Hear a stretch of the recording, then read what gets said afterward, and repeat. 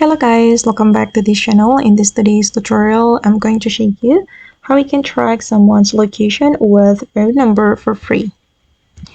Okay, let's get into it guys. First of all, you need to visit this website, mobilelocation.com. You can open this website from your computer or your mobile phone. And as you can see here, I have visited this website and I'm going to start to track a phone number. Okay, here you need to enter the code for your country. And I'm just going to choose Indonesia. And here we need to add the phone number we want to track. Wait, let me track the phone. Let me enter the phone number. Okay, like this, and we can simply click on launch, and we will get the information about this phone number. But wait.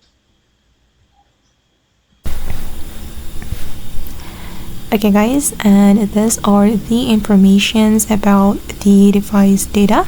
We will get information about country, region, city, street, build, and then location, routes, latitude, and also longitude.